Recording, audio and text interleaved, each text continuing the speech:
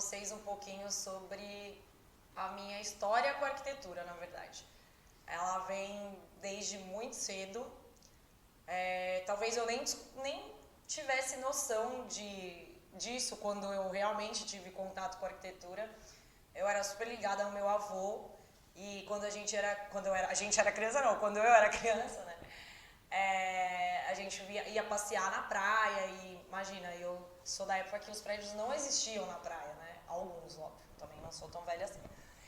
Aí você imagina que os prédios crescendo e meu avô contando as histórias dos prédios, que eu certamente não são verdadeiras metade, mas eu era criança, eu achava aquilo o máximo, era quase um conto de história infantil pra mim ir passear com ele na praia e ele me contando as histórias dos prédios.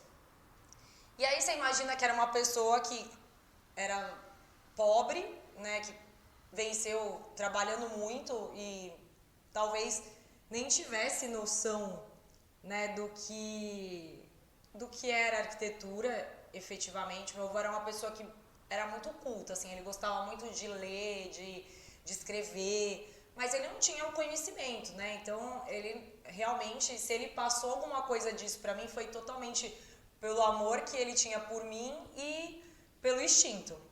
Então, a gente passeava. E por que eu tô falando isso, né? Porque essa semana eu achei umas fotos da loja de disco dele. Além de arquitetura, ele era uma pessoa que era apaixonada por música.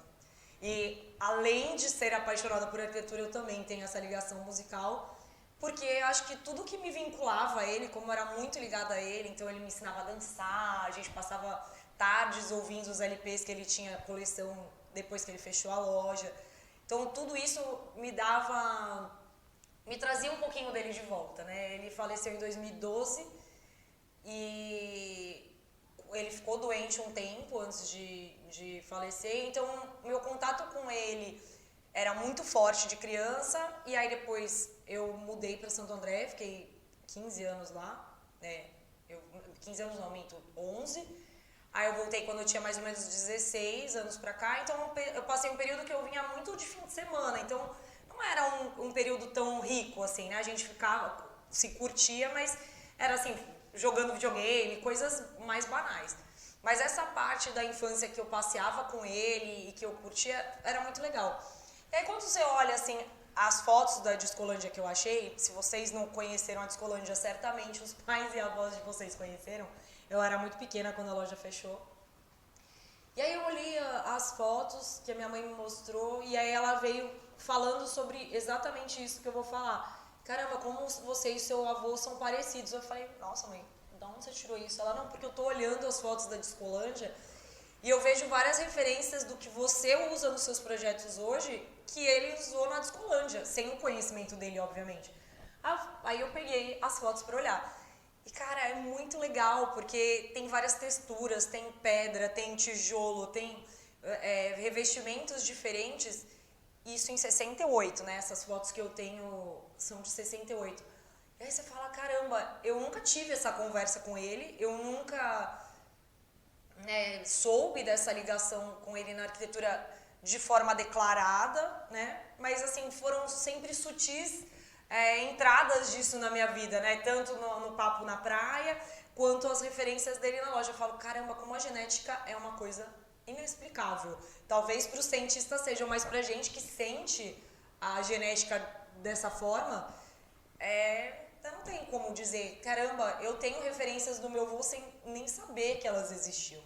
Então, a Discolândia era uma loja de disco que tinha cabines para você experimentar o disco de vinil antes de ouvir, né, experimentar. Parece que eu tô comendo disco, não era o caso. A gente não comia disco nessa época. Mas a gente ouvia o disco antes de comprar. E caramba, é muito visionário isso pra época. Em 68, você imagina que hoje se fala de cabines de experimentação, né, da experiência de comprar um produto e não simplesmente ter um produto e acabou, né? Você compra o produto porque ele existe. Então, é muito legal saber que, querendo ou não, a vida dele me influenciou de tantas formas. E aí eu fui crescendo e gostando de coisas aleatórias, né? Então, eu gostava de folder de casa e a minha mãe chamava de lixo. Adriana, vai juntar barata, pelo amor de Deus. Um monte de folder de casa. Eu falei, como que é lixo, gente? Hoje eu faço isso, é um absurdo me chamar de lixo. O trabalho de um arquiteto. E aí, eu era louca por banheiro, gente, quer dizer, continuo sendo. Eu acho banheiro coisas, eu acho que é onde você consegue ousar muito. E aí eu ia em todos os restaurantes, eu queria ir no banheiro. Aí a minha mãe falava, Adriana, mas você acabou de ir no banheiro, o que você quer ir no banheiro? Mãe, mas eu quero ir no banheiro, eu quero ver. E aí quando eu comecei a crescer, eu comecei a entender por que eu queria ir no banheiro. Porque quando eu era pequena mesmo, eu nem sabia porque eu queria ir. Eu não entendia que era porque eu queria conhecer o banheiro. E aí eu fui crescendo, a minha mãe foi entendendo, ah tá, entendi, você já entendi, você quer ir no banheiro porque você quer ir ver. Eu, isso, mãe.